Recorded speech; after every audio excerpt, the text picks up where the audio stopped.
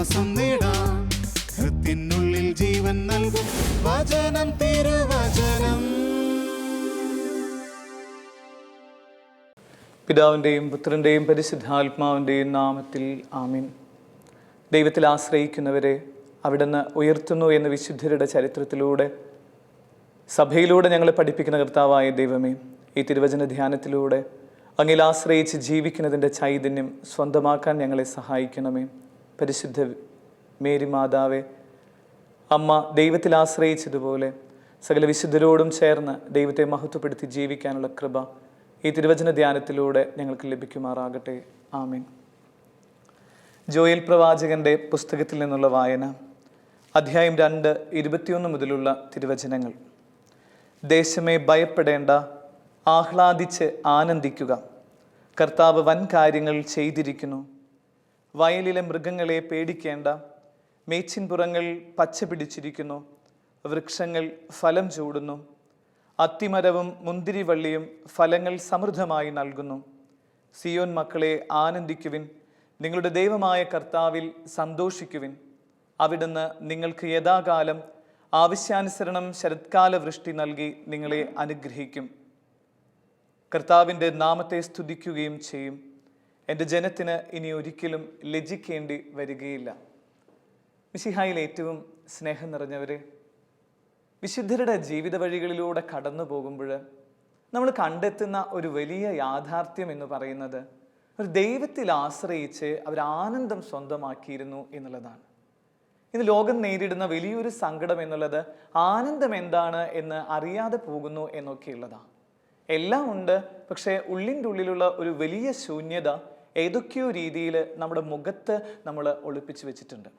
പുറത്ത് നമ്മൾ ചിരിക്കുന്നുണ്ട്, ഭംഗിയായി ബിഹേവ് ചെയ്യുന്നൊക്കെയുണ്ട്, പക്ഷെ ഉള്ളിൻ്റെ ഉള്ളിൽ ഒരു വലിയ ശൂന്യതയുടെ അനുഭവത്തിലൂടെ നമ്മൾ കടന്നു പോകുന്നുണ്ടെങ്കിൽ, ആരൊക്കെ അങ്ങനെ ഒരു വേദനയിലൂടെ കടന്നു പോകുന്നുണ്ടോ അവർക്കുള്ള ഒരു ഉത്തരമായാണ് ഇന്ന് ജോയൽ പ്രവാചകനിലൂടെ കർത്താവ് നമ്മളോട് സംസാരിക്കാൻ ആഗ്രഹിക്കുന്നത്.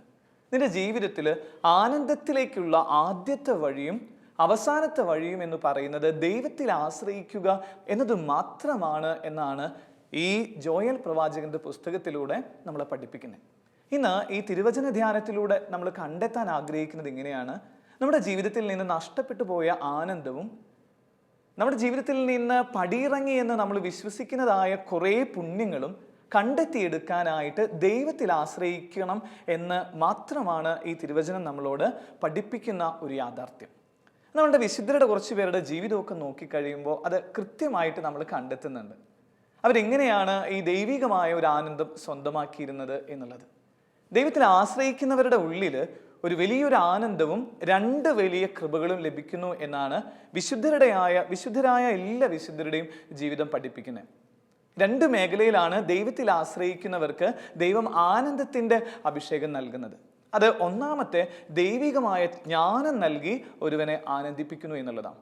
രണ്ടാമതായിട്ട് ഒരുവന്റെ ജീവിതത്തിൽ ദൈവികമായ കാരുണ്യം നൽകി അവനെ സമൃദ്ധിയുടെ മേച്ചിൻപുറങ്ങളിലേക്ക് കൊണ്ടുപോകുന്നു. അതിനൊരു നല്ല ഉദാഹരണം അത് വിശുദ്ധ ജെറോമുമായി ബന്ധപ്പെട്ടതാണ്. അദ്ദേഹത്തെ കുറിച്ചുള്ള ഐതിഹ്യങ്ങൾ നമ്മളോട് പറഞ്ഞുകൊണ്ടിരിക്കുന്നത് ആപത്തായിരിക്കുന്ന സമയത്ത് ജെറോമിന്റെ ജീവിതത്തിൽ ഉണ്ടായിരുന്ന ഒരു വലിയ സന്തോഷത്തിന്റെ നിറവ് എപ്പോഴും അനുഭവിച്ചിരുന്ന ഒരു വിശുദ്ധനാണ് ഈ അറിയപ്പെടുന്ന ഈ ജെറോം. ഈ ജെറോമിനോട് എപ്പോഴും ചോദിക്കാറുണ്ട്, എങ്ങനെയാണ് ഇത്തരം ഒരു സന്തോഷം അങ്ങയുടെ ജീവിതത്തിൽ എന്ന് ചോദിക്കുന്ന എല്ലാ സന്യാസിമാരോടും ജെറോമ് പറയുന്ന വാചകം എങ്ങനെയാണ്: ദൈവത്തിൽ ആശ്രയിക്കുമ്പോൾ എനിക്ക് ആനന്ദം ലഭിക്കുന്നു, ദൈവികമായ ജ്ഞാനം എനിക്ക് ലഭിക്കുന്നു എന്ന് പറയാം. അപ്പോൾ അവർ ചോദിക്കുന്നത് എങ്ങനെയാണ് ഈ ഒരു കാര്യത്തിൻ്റെ ഒരു തെളിവ് എന്ന് ചോദിക്കുമ്പോഴൊക്കെ ജെറോം ഇങ്ങനെ പറയണത്, ദൈവത്തിൽ ആശ്രയിച്ചുള്ള ജീവിതത്തിലൂടെ ഒരു ദൈവിക ജ്ഞാനം എനിക്ക് വെളിപ്പെട്ട് കിട്ടത് കഴിഞ്ഞ ദിവസങ്ങളിലാണെന്ന് പറഞ്ഞ് പുണ്യവാൻ ഇങ്ങനെ പരിചയപ്പെടുത്തുന്നത് എങ്ങനെയാണ്: എനിക്കൊരു കൂട്ടുകാരനുണ്ട്. അപ്പോൾ അവർ ചോദിക്കും, ആരാ കൂട്ടുകാരെന്ന് ചോദിക്കുമ്പോൾ ജെറോം കാണിച്ചു കൊടുക്കുന്നത് ഒരു സിംഹത്തെയാണ്. വലിയ ശക്തനായ ഒരു സിംഹത്തെ കാണിച്ചു കൊടുത്തിട്ട് പറയാം, ഇതെൻ്റെ സുഹൃത്തായെന്ന് പറയാം. അപ്പോൾ സംഭവം ചോദിക്കുമ്പോഴാണ് ജെറോമിൻ്റെ ജീവിതവുമായി ബന്ധപ്പെട്ട ഒരു കാര്യം കേൾക്കുന്നത്. ഒരു നാട്ടിൽ ഇങ്ങനെ ഒരു സിംഹം ഇങ്ങനെ പതിയിരിക്കുക. അപ്പം എല്ലാവരും വളരെ പേടിച്ച് പോകുമ്പോൾ ജെറോം ഈ സിംഹത്തെ കാണുക. അപ്പോൾ ജെറോം ഇങ്ങനെ പെട്ടെന്ന് ദൈവത്തിനോട് പറഞ്ഞു, ദൈവത്തിൽ ആശ്രയിച്ച് നിൽക്കുന്ന എനിക്ക് ഈ സിംഹം അപകടമായിട്ട് തീരൂ എന്ന് ചോദിക്കുക. അപ്പോൾ ദൈവികമായ ജ്ഞാനം ഈ പറയുന്ന ജെറോമിൻ്റെ ജീവിതത്തിലേക്ക് ദൈവം കൊടുത്തു എന്നാണ് ചരിത്രം പറയുന്നത്. ആ പാരമ്പര്യം അനുസരിച്ച് പറയുന്നത് ഇങ്ങനെയാണ്, ജെറോം ദൈവത്തിൽ ആശ്രയിച്ച് കഴിഞ്ഞ് ഈ സിംഹത്തോട് സംസാരിക്കുമ്പോൾ അല്ലെങ്കിൽ ഈ സിംഹത്തിൻ്റെ അവസ്ഥ എന്താണെന്ന് ഈ ജെറോമിന് പതുക്കെ വെളിപ്പെട്ട് കിട്ടുക. ബാക്കിയുള്ളവരൊക്കെ ഈ സിംഹത്തെ കണ്ട് ഭയന്ന് വിറച്ച് പോകുമ്പോൾ ജെറോമ മാത്രം പതുക്കെ ഈ സിംഹത്തിൻ്റെ അടുത്ത് പോയിട്ട് അതിൻ്റെ കാലും ഇങ്ങനെ പിടിക്കുക. അപ്പോൾ കാലും ഇങ്ങനെ പിടിക്കുന്ന സമയത്ത് തന്നെ സിംഹത്തിന് മനസ്സിലായിണ്ട് ഈ പറയുന്ന സിംഹത്തിൻ്റെ കാലുമേ ഒരു വലിയ മുള്ളുണ്ട്, അതുകൊണ്ട് അത് നടക്കാൻ പറ്റാതെയാണ് അത് കെടുക്കുന്നത്. മറ്റുള്ള മനുഷ്യർക്ക് ആർക്കും ഈ പറയുന്ന സിംഹത്തിൻ്റെ വേദന മനസ്സിലാക്കാനോ അതിൻ്റെ കൃത്യമായ ജ്ഞാനം അറിയാതെ പോവുകയും ചെയ്തതിൻ്റെ പേരിൽ ഒരു ഭയത്തിൻ്റെ അനുഭവത്തിലൂടെ കടന്നു പോവാം. പക്ഷെ ജെറോം ആകട്ടെ ഇത് തിരിച്ചറിയാം. മിനിറ്റുകൾക്കുള്ളിൽ ജെറോം ചെയ്യുന്നത് ഇങ്ങനെയാണ്, ഈ സിംഹത്തെ നോക്കിയിട്ട് ഇങ്ങനെ പുഞ്ചിരിച്ചുകൊണ്ട് അതിൻ്റെ നെറ്റിയിലും അതിൻ്റെ താടിയിലും ഒക്കെ ഇങ്ങനെ തലോടുക. അങ്ങനെ തലോടിയതിന് ശേഷം ചെയ്യുന്ന കാര്യം എങ്ങനെയാണ്, ഈ കാല് ഇങ്ങനെ പതുക്കെ ഇങ്ങനെ ജെറോം ഇങ്ങനെ കയ്യിലെടുക്കുക. ഈ കാലിങ്ങനെ പൊള്ളിയിരിക്കുന്ന രീതിയിൽ അതിലിങ്ങനെ അത് പഴുത്തിരിക്കുന്ന അത്രയും വേദനയുള്ള ഈ പറയുന്ന സിംഹത്തിൻ്റെ കാലിൽ നിന്ന് പതുക്കെ ആ മുള്ള എടുത്ത് കളയാം. മുള്ളെടുത്ത് കളഞ്ഞ് അത് വെച്ച് കെട്ടിയതിന് ശേഷം സിംഹത്തെ ഇങ്ങനെ ചേർത്ത് പിടിച്ച് ഈ ആവട്ടായിരിക്കുന്ന ഈ പറയുന്ന ജെറോം ഈ പറയുന്ന ആശ്രമത്തിലേക്ക് സിംഹത്തെ കൊണ്ടുവരാം. സിംഹത്തെ കൊണ്ടുവരുമ്പോൾ നാട്ടിലുള്ളവരും അവിടെ ഉള്ളവരും മുഴുവൻ ഇങ്ങനെ പേടിച്ച് നിൽക്കുമ്പോൾ അവർ ചോദിച്ചു, ഇതെങ്ങനെയാണ് ഇത് സംഭവിക്കുന്നത്? സിംഹം എങ്ങനെ ഒരു പൂച്ചക്കുട്ടിയെ പോലെ ജെറോമെ നിന്റെ കൂടെ നടക്കുന്നതെന്ന് ചോദിക്കുമ്പോൾ ജെറോം ഇങ്ങനെ ആത്മാവിൽ നിറഞ്ഞിട്ട് പറയുന്ന കാര്യം എങ്ങനെയാ, ദൈവത്തിൽ ആശ്രയിച്ചു കഴിഞ്ഞപ്പോൾ എനിക്കൊരു ആനന്ദം കിട്ടി. എനിക്ക് കിട്ടിയ ആനന്ദം എന്ന് പറയുന്നത് ദൈവികമായ ഒരു ജ്ഞാനത്തിൻ്റെ ഒരു ആനന്ദമാണ്. ആരെ കാണുമ്പോഴും എനിക്ക് അവരുടെ ഉള്ളിലുള്ളത് തിരിച്ചറിയാൻ പറ്റുന്ന രീതിയിൽ, അതല്ലെങ്കിൽ അവരായിരിക്കുന്ന അവസ്ഥയെ മനസ്സിലാക്കാൻ പറ്റുന്ന ഒരു ദൈവിക ജ്ഞാനം എനിക്ക് സ്വന്തമായി എന്ന് പറഞ്ഞ് ഈ പറയുന്ന ജെറോം ഇങ്ങനെ ദൈവത്തെ മഹത്വപ്പെടുത്തിക്കൊണ്ടിരിക്കുക. ഈ ജെറോമിൻ്റെ മരണം വരെ ഈ സിംഹം ഒരു തുണയായിട്ട് നിന്നു എന്നൊക്കെ പറഞ്ഞിട്ടുള്ള പാരമ്പര്യങ്ങൾ നമ്മളോട് പറയുമ്പോൾ സ്നേഹിതരെ നമ്മൾ തിരിച്ചറിയുന്ന ഒരു കാര്യം ഇങ്ങനെയാണ്, ആരൊക്കെ ശക്തമായിട്ട് ദൈവത്തിൽ ആശ്രയിക്കുന്നോ അവർക്ക് ലഭിക്കുന്ന അത്ഭുതങ്ങൾ അത്രയും വലുതാണ്. കഴിഞ്ഞ ദിവസം എൻ്റെ ഇടവകയിലുള്ള ഒരു മോൻ വന്നിട്ട് എൻ്റെ അടുത്ത് പറയാം, 10-30 വയസ്സുള്ള അല്ലെങ്കിൽ കല്യാണമൊക്കെ കഴിഞ്ഞ് കുറച്ച് നാളായിട്ടുള്ള ഒരു മോൻ പറയാം, അച്ഛൻ ഞാനൊരു അച്ഛനെ പരിചയപ്പെട്ടതിൻ്റെ പേരിലാണ് ഞാൻ ഇന്നിവിടെ ജീവിക്കുന്നത്. ഞാൻ ചോദിച്ചു, എന്താ സംഭവിച്ചേ?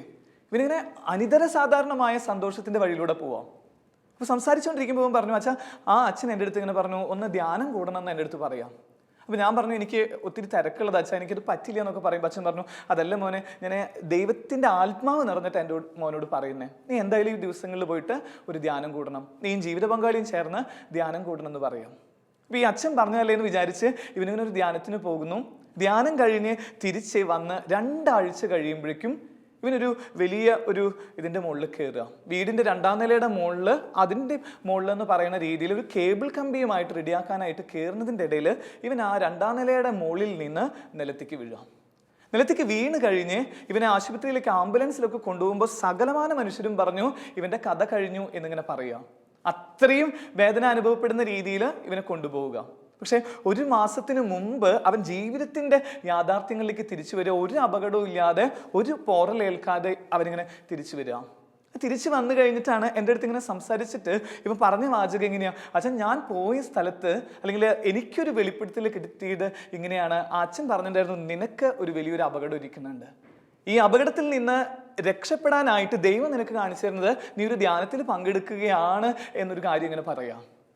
ഈ അച്ഛൻ പറഞ്ഞു, നീ ഒരു ധ്യാനത്തിന് പോകണം എന്ന് പറഞ്ഞ് ഞാനിങ്ങനെ ധ്യാനത്തിന് പോയി ഇങ്ങനെയൊക്കെ കഴിഞ്ഞ് ഇവിടെ നിൽക്കുമ്പോൾ അച്ഛൻ ഞാൻ തിരിച്ചറിയണത് ആ അച്ഛൻ എന്നോട് സംസാരിച്ചത് എൻ്റെ ഉള്ളിലുള്ള വേദന എന്താണെന്ന് ദൈവികമായിട്ട് മനസ്സിലാക്കിയതിൻ്റെ പേരിലാന്നുള്ളത്.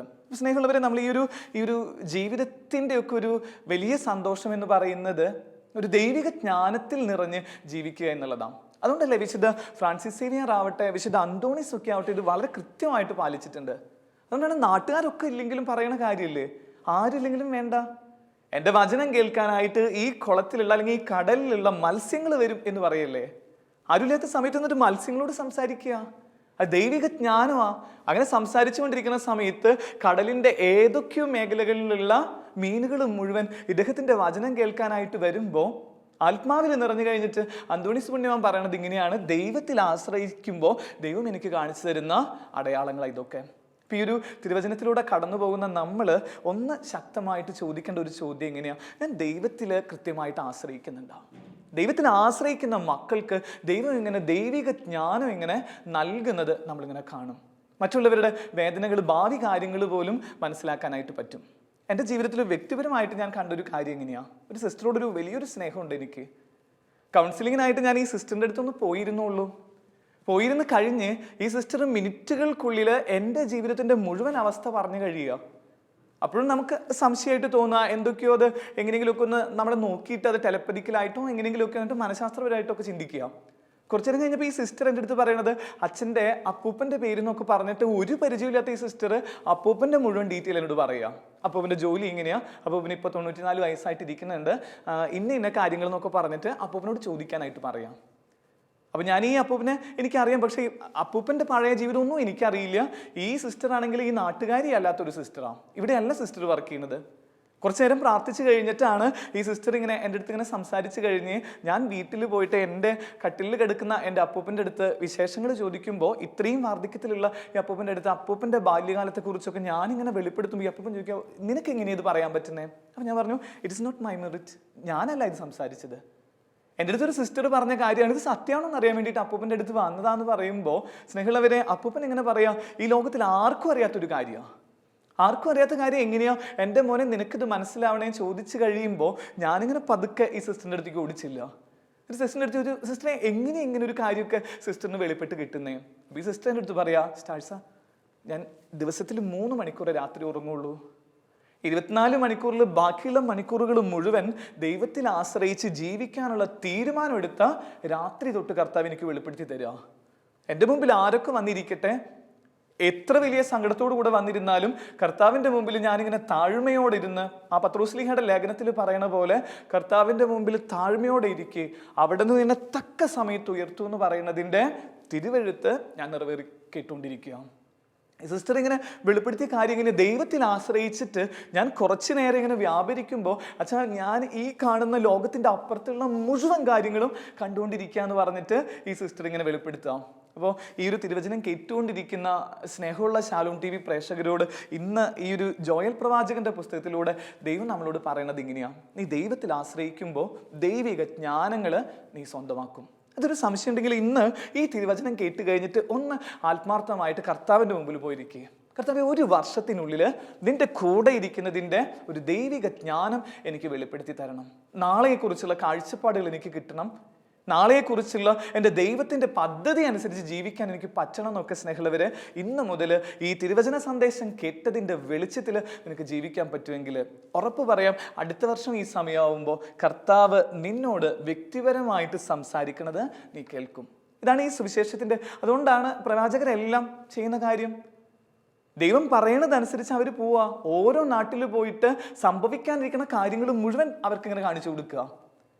അത് ഏത് പ്രവാചകനാവട്ടെ, ജെറേമിയ ആവട്ടെ, അല്ലെങ്കിൽ എസെക്കേൽ ആവട്ടെ, ബാറൂക്ക് ആവട്ടെ, ആരുടെ ചരിത്രം വേണമെങ്കിലും എടുത്തോ, ബൈബിളിലെ എല്ലാ പ്രവാചക ചരിത്രം മുഴുവൻ കാണിച്ചു തരുന്നത് ഇങ്ങനെയാണ്. അവർ മുഴുവൻ ഇങ്ങനെ ദൈവത്തിൽ ആശ്രയിച്ച് ഭാവിയെക്കുറിച്ച് അവരിങ്ങനെ പറഞ്ഞുകൊണ്ടിരിക്കുക.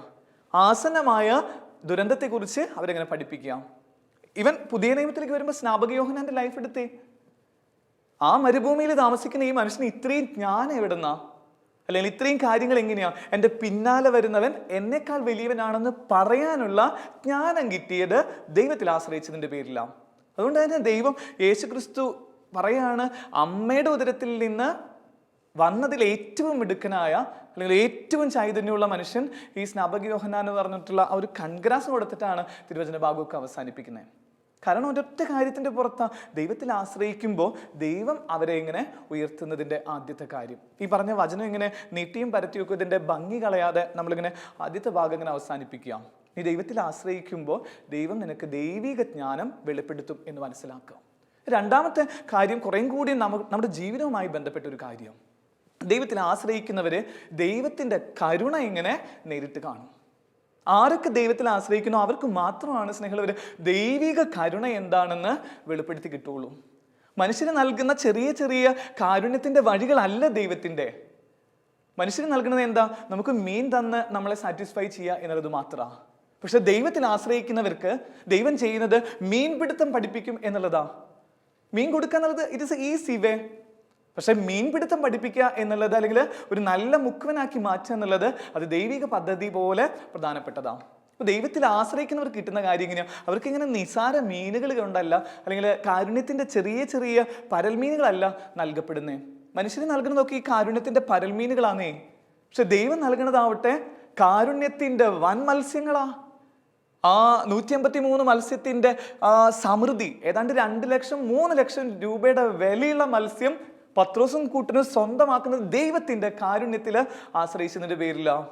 അവരാദ്യം മീൻ പിടിക്കാൻ പോയതല്ലേ, ഒരു രാത്രി മുഴുവൻ മീൻ പിടിക്കാൻ പോയിട്ട് അവർക്ക് ഒരു സിംഗിൾ മീനെ കിട്ടിയില്ല എന്നാ തിരുവചനം പറയണേ.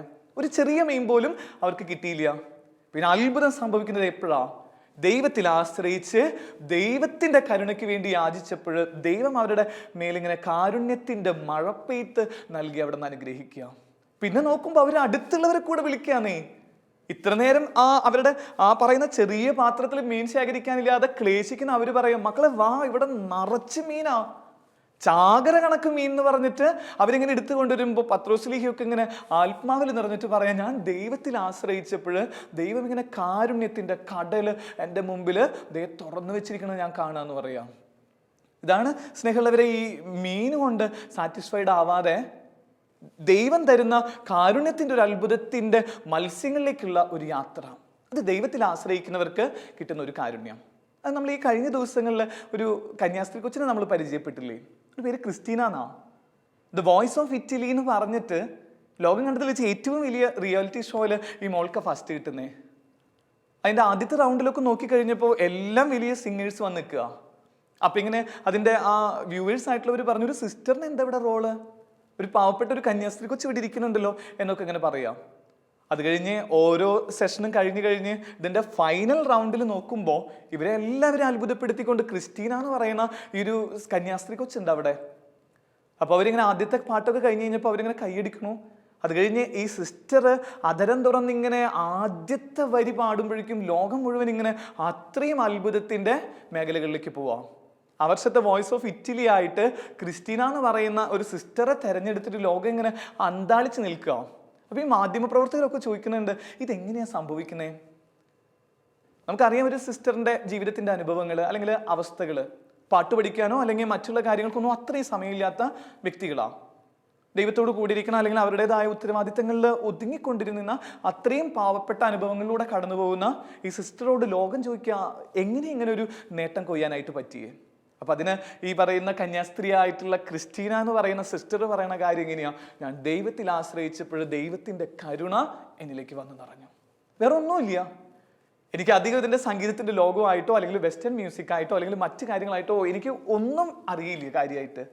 പക്ഷേ എനിക്ക് ഒരു കാര്യം അറിയാം, ഞാൻ ദൈവത്തിൽ ആശ്രയിക്കാനുള്ള ഒരു തീരുമാനം എടുത്തപ്പോൾ ദൈവം എന്നോട് കാരുണ്യം കാണിച്ചുകൊണ്ടിരിക്കുക. നമ്മൾ തിരുവചനത്തിൽ പലയിടത്തും കണ്ടിട്ടുള്ള ഒരു സത്യമല്ലേ അത്. പത്രോസ്ലീഹ ഒരു പാവം പെണ്ണിന്റെ മുൻപിൽ പോലും തോറ്റൊരു മനുഷ്യനല്ലേ.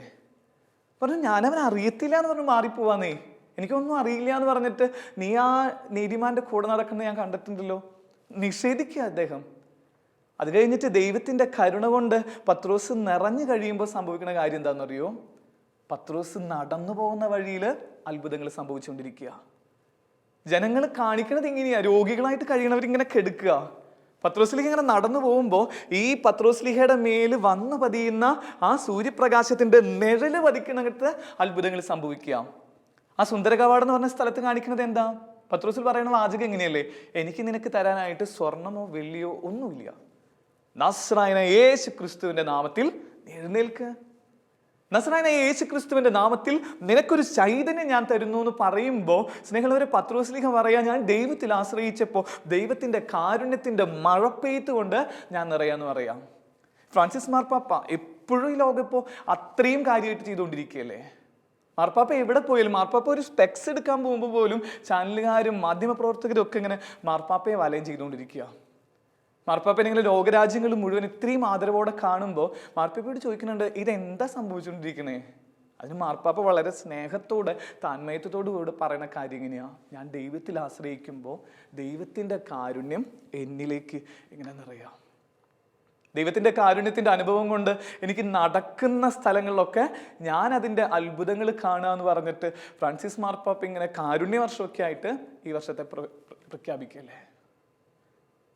ഈ കാരുണ്യത്തിന്റെ അനുഭവത്തിന് വേണ്ടിയിട്ട് ഇപ്പോൾ നമ്മുടെയൊക്കെ വലിയ വലിയ പള്ളികളിലൊക്കെ ഇങ്ങനെ കാരുണ്യത്തിന്റെ വാതിലുകൾ തുറന്നിട്ടിരിക്കണേ.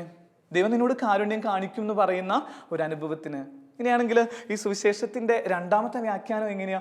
ദൈവത്തിൽ ആശ്രയിക്കുന്ന മക്കൾക്ക് അവിടെ നിന്ന് ഇങ്ങനെ കാരുണ്യത്തിൻ്റെ സമൃദ്ധി നൽകുന്നത്. ഇനിയും ഇങ്ങനെ ദൈവം കാണിക്കുന്ന കാരുണ്യത്തിൻ്റെ അനുഭവങ്ങൾ ഇങ്ങനെ മനസ്സിലിങ്ങനെ തെളിഞ്ഞു നിൽക്കുകയല്ലേ. ഒരു ചെറിയൊരു ഉദാഹരണം കൂടെ പറഞ്ഞിട്ട് ഇതിൻ്റെ രണ്ടാമത്തെ മേഖല ഇങ്ങനെ അവസാനിപ്പിക്കാൻ ആഗ്രഹിക്കുക. അതിവിടെ അടുത്തുള്ള എറണാകുളം ഭാഗത്തുള്ള ഒരു പള്ളിയാണ് കാഞ്ഞൂർ എന്ന് പറയുന്ന പള്ളി. എനിക്കവിടെ വിശുദ്ധ സെബസ്ത്യാനോസിനോട് ഒരു അല്പം മമതിയൊക്കെ ഉള്ളതിൻ്റെ പേരിൽ, ഒരു സ്നേഹമുള്ളതിൻ്റെ പേരിൽ ഒരു ദിവസം പോകുമ്പോൾ ആ പള്ളിയുടെ സൈഡിൽ ഒരു ആനയുടെ ഒരു രൂപം വെച്ചേക്കുക. ആനപ്പുറത്തിരിക്കുന്ന ഒരു മനുഷ്യൻ 2-3 പേരൊക്കെ നിൽക്കണോ, അതിൻ്റെ അവിടെ വിളക്ക് കത്തിക്കുന്ന അല്ലെങ്കിൽ തിരി കത്തിക്കുന്ന ഒരു അനുഭവമൊക്കെ നോക്കുക. അപ്പം ഞാൻ വിചാരിച്ചു, ഇതൊരു ക്രിസ്ത്യൻ ദേവാലയത്തിൽ എന്തുകൊണ്ടാണ് ഇങ്ങനെ ഒരു കാര്യം അവിടെ കാണുന്ന, ഒരു ആനയെ എഴുന്നള്ളിക്കുന്ന പോലെയെന്നൊക്കെ. അപ്പം അതിന് അവരുടെ ചരിത്രം പറയുന്ന കാര്യം എങ്ങനെയാണ്? രാജകൊട്ടാരത്തിലുള്ള രാജാവ് ഒരു ദിവസം ഇങ്ങനെ നടന്നു പോകുമ്പോൾ ഈ പറയുന്ന കാഞ്ഞൂര് ദേവാലയത്തിൻ്റെ അടുത്തുള്ള കുറച്ച് ക്രിസ്ത്യാനികൾ ഇദ്ദേഹത്തിൻ്റെ അടുത്ത് എഴുന്നേറ്റ് നിൽക്കാതെ കർത്താവിനോട് കാരുണ്യത്തിന് വേണ്ടിയിട്ട് പ്രാർത്ഥിച്ചുകൊണ്ടിരിക്കുകയായിരുന്നു എന്ന് പറയണേ, അല്ലെങ്കിൽ കർത്താവിൻ്റെ അടുത്ത് ഇങ്ങനെ ഇരിക്കുക. അപ്പോൾ ഈ ദേഷ്യം കൂടിക്കഴിഞ്ഞ് രാജാവ് തന്നെ ബഹുമാനിക്കാത്തതിൻ്റെ പേരിൽ രാജകൊട്ടാരത്തിലേക്ക് പോയിട്ട് ആദ്യം ചെയ്യണ കാര്യം എങ്ങനെയാണ്? ഈ പറയുന്ന കാഞ്ഞൂര് പള്ളിയുടെ ആ കവാടത്തിൻ്റെ മുമ്പിലിരിക്കുന്ന മുഴുവൻ മനുഷ്യരെയും ഈ പറയുന്ന കവാടവും തകർക്കാനായിട്ട് തീരുമാനിക്കുക. അല്ലെങ്കിൽ തന്നെ ബഹുമാനിക്കാത്തവർക്ക് മുഴുവൻ നാശം സംഭവിക്കട്ടെ എന്ന് പറഞ്ഞിട്ട് അവരെങ്ങനെ മാറ്റുക. അങ്ങനെ പറഞ്ഞിട്ട് ഈ രാജാവ് ഇങ്ങനെ കൽപ്പന പുറപ്പെടുവിച്ച ഭടന്മാർ വന്ന് ഈ പറയുന്ന സ്ഥലം ഇങ്ങനെ ആക്രമിച്ചു കൊണ്ടിരിക്കുമ്പോൾ ഇവിടെയുള്ള മനുഷ്യരെ വേദനിപ്പിക്കുകയും അതുപോലെ തന്നെ ഈ പുണ്യവാന്റെ കാരുണ്യത്തിന് വേണ്ടി ദാഹിച്ചിരുന്ന സെബസ്ത്യാനോസ് പുണ്യവാന്റെ രൂപത്തിൻ്റെ അടുത്തൊക്കെ വന്ന ഈ പടയാളികൾ അതിങ്ങനെ നശിപ്പിക്കുന്ന സമയത്ത് കാണുന്ന കാഴ്ച എങ്ങനെയാ? ഈ കൊട്ടാരത്തിൻ്റെ വളപ്പിൽ കെട്ടിയിരിക്കണ ആന പോയിട്ട് കൊട്ടാരത്തിൻ്റെ നടവാതിൽ തകർത്തുകൊണ്ടിരിക്കുക. പാപ്പാൻ പോയിട്ട് അതിനെ പിടിച്ചു നിർത്താൻ നോക്കിയിട്ടോ അല്ലെങ്കിൽ എന്തൊക്കെ ചെയ്തിട്ട് ഇതിനൊരു കാര്യം സംഭവിക്കണില്ല. അപ്പോൾ അത് കഴിഞ്ഞ് കുറച്ചു നേരം കഴിയുമ്പോൾ രാജാവിൻ്റെ അടുത്ത് പറഞ്ഞിട്ട് പറയും, നമ്മുടെ കൊട്ടാരത്തിലുള്ള ആന വളരെ വയലൻ്റ് ആയിട്ട് നമ്മളോട് ബിഹേവ് ചെയ്യുക, എന്തൊക്കെ ചെയ്തിട്ടും മാറുന്നില്ല എന്ന് പറയുമ്പോൾ അവസാനം രാജാവ് പറയാം, ഒരുപക്ഷെ നമ്മൾ അവരെ വേദനിപ്പിക്കുന്നതിൻ്റെ പേരിലാവോ? ദൈവത്തിൽ ആശ്രയിച്ച് നിൽക്കുന്ന മക്കളെ വേദനിപ്പിച്ചതിൻ്റെ പേരിലായിരിക്കും ഇങ്ങനെ ഒരു ശാപം എന്ന് പറഞ്ഞിട്ട് ഉടനെ രാജാവ് ഒരു കൽപ്പന പുറപ്പെടുവിക്കുക, അവിടെയുള്ളവരോട് അത് സ്റ്റോപ്പ് ചെയ്യാൻ പറയാം. ഈ പറയുന്ന ആ ദേവാലയത്തെ നശിപ്പിക്കുന്ന കാര്യങ്ങൾ മുഴുവൻ മാറ്റി കാരുണ്യത്തിൻ്റെ അനുഭവമുള്ളവരോട് അങ്ങനെ ജീവിച്ചോട്ടെ എന്ന് പറഞ്ഞ് ഈ പടയാളികൾ അല്ലെങ്കിൽ അവിടെ വന്നിരിക്കുന്ന ഭടന്മാർ അത് നിർത്തിയ ഉടനെ തന്നെ ഈ ആന പതുക്കെ അവിടെ നിന്ന് ഇറങ്ങി ഈ പറയുന്ന സ്ഥലത്ത് വന്ന് കാൽക്കുമ്പിട്ട് നിന്നു അല്ലെങ്കിൽ കൈകുമ്പിട്ട് നിൽക്കുന്നു എന്ന് പറയുന്ന അനുഭവം കൊടുക്കുക. അങ്ങനെയാണ് പിന്നീട് അത് ഒരു ചരിത്രത്തിൻ്റെ ഭാഗമൊക്കെ ആയിട്ട് അല്ലെങ്കിൽ അവരതിങ്ങനെ ചേർത്ത് വെച്ച് അവരുടെ പാരമ്പര്യമൊക്കെ ആയിട്ട് പറഞ്ഞുകൊണ്ടിരിക്കണേ. വിചാരങ്ങൾ ഇത്രയേ ഉള്ളൂ. ദൈവത്തിൽ ആശ്രയിക്കുന്ന മക്കൾക്ക് ജീവിതത്തിൽ അപകടങ്ങളില്ല. ചേച്ചീൻ്റെ അടുത്ത് പറയാം, ഒരു കഴിഞ്ഞ ദിവസം വന്നിട്ട് ചേച്ചി പറയാം, അച്ഛൻ ഞാനിങ്ങനെ 91-ാം സങ്കീർത്തനം ചൊല്ലിയതിൻ്റെ പുറത്തു മാത്രമാണ് എൻ്റെ ജീവിത പങ്കാളി ഇങ്ങനെ ജീവിക്കണേ. മദ്യപിച്ച് നടക്കുന്ന ഒത്തിരി സ്ഥലങ്ങളിൽ അപകടത്തിൻ്റെ വക്കിലൂടെ കടന്നുപോയ മനുഷ്യനാണ്. ആ സമയങ്ങളൊക്കെ എൻ്റെ കർത്താവ് എനിക്ക് കാണിച്ചു തരും. ഈ 91-ാം സങ്കീർത്തനം ചൊല്ലിക്കഴിഞ്ഞ് ഞാനിങ്ങനെ ഇദ്ദേഹത്തെ ഫോൺ ചെയ്തുകൊണ്ടിരിക്കുന്ന സമയത്ത് അത്രയും അത്ഭുതം നടക്കുന്നത് ഞാൻ കാണാറുണ്ടെന്ന് പറയണേ. അപ്പോൾ സ്നേഹമുള്ളവർ, നമുക്ക് ഇന്ന് ഈ ഒരു ദിവസമെങ്കിലും കുറേയും കൂടിയും ആത്മാർത്ഥമായിട്ട് ദൈവത്തിലേക്ക് വരാം. ദൈവത്തിൽ നിന്ന് അകന്നതിൻ്റെ ഇരട്ടി തീക്ഷ്ണതയോടുകൂടെ കർത്താവിൻ്റെ അടുത്തേക്ക് ഇന്ന് വാ. അപ്പോൾ ദൈവം നിനക്ക് ഒരു അത്ഭുതത്തിൻ്റെ അടയാളം നിൻ്റെ കൺമുമ്പിൽ കാണിച്ചു തരും. ദൈവിക ജ്ഞാനത്തിൻ്റെ വെളിപ്പെടുത്തലുണ്ടാവും. ദൈവിക കാരുണ്യത്തിൻ്റെ അനുഭവം നിനക്ക് സ്വന്തമാക്കാനായിട്ട് പറ്റും. നമ്മൾ ഈ കേട്ട വിചാരങ്ങളൊക്കെ ഇങ്ങനെ ഒരു അച്ഛനായിട്ട് നിൽക്കുന്ന സമയത്ത് ഞാൻ അനുഭവിച്ച് തുടങ്ങിയത് ഈ ഒരു മേഖലയിലേക്ക് സ്നേഹമുള്ളവരെ പതുക്കെ വന്നപ്പോഴാണ്. ദൈവത്തിൽ ആശ്രയിക്കാതെ ജീവിച്ച പൗരോഹിത്യത്തിൻ്റെ ആദ്യത്തെ നാൾ വഴികളൊക്കെ ശൂന്യത മാത്രമായിരുന്നു എൻ്റെ ജീവിതത്തിൽ. ഒരു 5 മിനിറ്റ് വചനം പറയാനായിട്ട് പേടിയുണ്ടായിരുന്ന അത്രയും വേദനയിലൂടെ കടന്നു പോകുന്നുണ്ടായിരുന്ന ഒരാളാണ് ഞാൻ. അത് കഴിഞ്ഞിട്ട് എൻ്റെ ഒരു ആത്മീയ ഗുരു എൻ്റെ അടുത്ത് പറഞ്ഞു, മോനെ നീ ദൈവത്തിൽ ആശ്രയിച്ച് ജീവിക്കാനുള്ള ശുശ്രൂഷകളിലേക്ക് നീ പ്രവേശിക്കുക. നീ ദൈവത്തിൽ ആശ്രയിച്ച് ശുശ്രൂഷകളിലേക്ക് പ്രവേശിച്ച് കഴിഞ്ഞ് സ്നേഹമുള്ളവരെ പട്ടം കിട്ടിയ 5-ാമത്തെ വർഷം ഞാൻ ഇപ്പോൾ അനുഭവിച്ചുകൊണ്ടിരിക്കുന്ന സന്തോഷം എന്ന് പറയുന്നത് ഈ ചാനലിൽ കണ്ടുകൊണ്ടിരിക്കുന്ന ആർക്കും പറഞ്ഞു തരാൻ പറ്റാത്ത അത്രയും ആനന്ദം ഞാൻ അനുഭവിക്കുന്നുണ്ട്. ഒരുപക്ഷെ മുഖത്തോ അല്ലെങ്കിൽ എൻ്റെ ജീവിതവുമായി ബന്ധപ്പെട്ട ആർക്കും അത് മനസ്സിലാവുന്നില്ലെങ്കിലും ഞാൻ ഇന്ന് അനുഭവിച്ചുകൊണ്ടിരിക്കുന്ന സന്തോഷം എന്നുള്ളത് ദൈവത്തിൽ ആശ്രയിച്ച് ജീവിക്കുമ്പോൾ ഈ 2 കാര്യങ്ങളും വെളിപ്പെട്ട് കിട്ടുന്നു എന്നുള്ളതാണ്. ദൈവിക ജ്ഞാനത്തിൻ്റെ വഴികളിലൂടെ കർത്താവ് പറയുന്നതനുസരിച്ച് ജീവിക്കാനുള്ള കൃപ ലൈഫിൽ കിട്ടുക. ദൈവത്തിൻ്റെ കാരുണ്യം കൊണ്ട് ഞാനിങ്ങനെ നിറയുന്ന അനുഭവത്തിലൂടെ കടന്നു പോവാം. ഇതെൻ്റെ ഒരു ജീവിത കൊച്ചു സാക്ഷിയാണ്. ഇത് കേട്ടുകൊണ്ടിരിക്കുന്ന എന്നേക്കാൾ മുതിർന്ന എൻ്റെ അപ്പച്ചന്മാരും അമ്മമാരും ഒക്കെ ആയിരിക്കാം, അല്ലെങ്കിൽ എൻ്റെ പ്രായമുള്ള എൻ്റെ സുഹൃത്തുക്കളായിരിക്കാം. നിങ്ങളുടെ അടുത്ത് ഒരു ഏറ്റവും താഴ്മയോട് കൂടിയിട്ട് പറയുന്ന കാര്യത്തിലേ ഉള്ളൂ, വേറെ എന്തിൻ്റെ പിന്നാലെ പോയാലും ഉള്ളിൽ ശൂന്യത മാത്രമാണ്. മറിച്ച് നീ കർത്താവിലേക്ക് തിരിച്ചു വരാൻ തുടങ്ങുന്ന രാത്രി അവിടെ നിന്നെ ഇരു കരങ്ങളും നീട്ടി സ്വീകരിക്കും. എന്നിട്ട് പറയും, എനിക്ക് നിന്നെ ഒരുപാട് ഇഷ്ടമാണ്.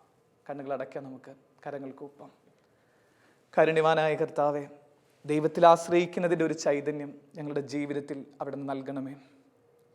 വിശുദ്ധരായ വിശുദ്ധരിലെല്ലാം ദൈവത്തിൽ ആശ്രയിച്ചപ്പോൾ ലഭിച്ച ദൈവിക ജ്ഞാനം പോലെ ഇന്ന് ഈ വചനം ശ്രവിച്ചുകൊണ്ടിരിക്കുന്ന ഓരോ മക്കളിലേക്കും അങ്ങയുടെ ദൈവിക ജ്ഞാനത്തിൻ്റെ അരുവി അങ്ങ് നിറയ്ക്കണമേ, നൽകണമേ എന്ന് പ്രാർത്ഥിക്കുന്നു. ദൈവിക ജ്ഞാനത്തിൻ്റെ അരൂപിയാൽ നിറഞ്ഞ ശുശ്രൂഷ ചെയ്യാൻ ഞങ്ങളെ ശക്തിപ്പെടുത്തണമേ. ദൈവകാരുണ്യത്തിൻ്റെ വഴികൾ അങ്ങിൽ ആശ്രയിക്കുമ്പോൾ ഞങ്ങൾക്ക് വെളിപ്പെട്ട് കിട്ടുകയും അങ്ങനെ ദൈവത്തിൻ്റെ കാരുണ്യം പ്രഘോഷിക്കുന്നവരായി തീരാൻ ഞങ്ങളെ സഹായിക്കുകയും ചെയ്യണമേ. പരിശുദ്ധ അമ്മേ, സകല വിശുദ്ധരെ ഞങ്ങൾക്ക് വേണ്ടി മാധ്യസ്ഥം അപേക്ഷിക്കണമേ. പിതാവിൻ്റെയും പുത്രൻ്റെയും പരിശുദ്ധാത്മാവിൻ്റെയും നാമത്തിൽ ആമേൻ.